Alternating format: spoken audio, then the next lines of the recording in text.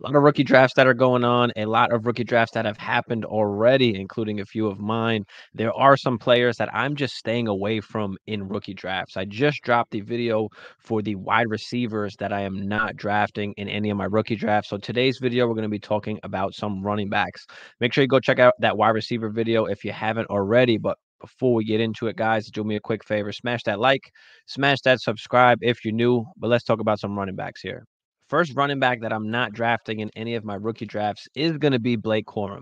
He's just going way too early. He's consistently going in that mid-second round, and that's just too early for me for a guy that I think is going to be a backup to Kyren Williams. I mean, we're going to need an injury to happen. Like most of these other running backs in the class, we're going to need some injuries to happen for them to get some opportunities. But I think that Kyren still maintains the majority of the workload. Does Kyren get 75% and Corum gets 25%?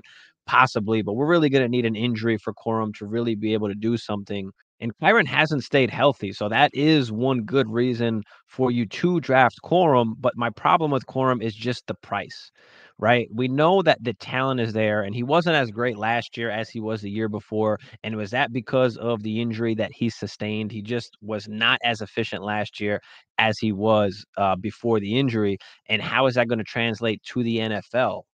So although I do like Corum as a player, I absolutely hate the price that we have to pay in our rookie drafts where we're paying a mid-second round pick to go get Corum. There's just a lot of wide receivers I would rather have in that range and take the chance on, and I'll take a running back later on in the draft. But what do you guys think about Blake Corum and his price? Are you guys seeing him like I'm seeing him pretty much in that mid to late second round range? It's just a little bit too rich for me. I'd rather have some of those wide receivers there. The next running back that I am staying away from is going to be Audric Estime, a bigger running back.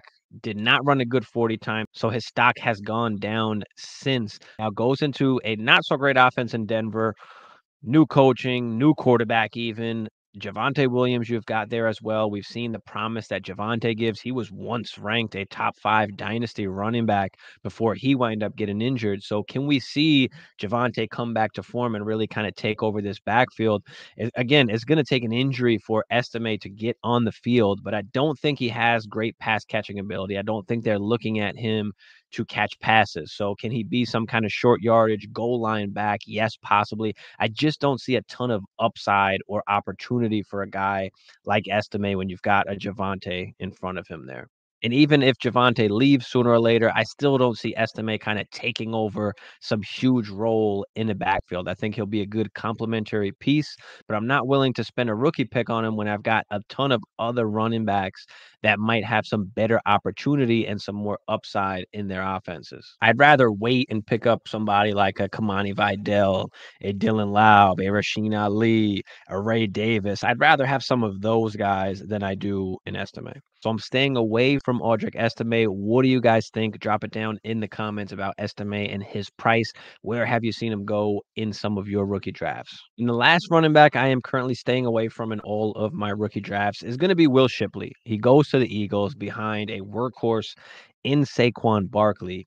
And again, it's going to take an injury for Shipley to get an opportunity. But again, he's more of a receiving back for me. They do still have Gainwell there, and the Eagles seem to love them some Kenny Gainwell. So how much work or what kind of opportunity, what kind of role really will Will Shipley get? Unless an injury happens, he's going to be only really like a pass catching running back for me. And the Eagles just don't do a ton of that.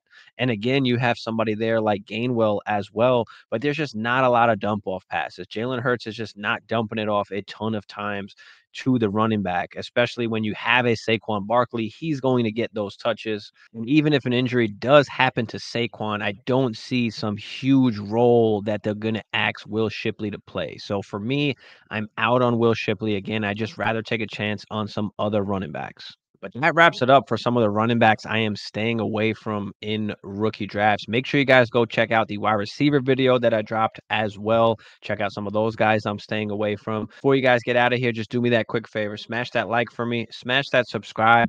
If you're new, it's a great way to support the channel. Appreciate y'all. See y'all on the next one.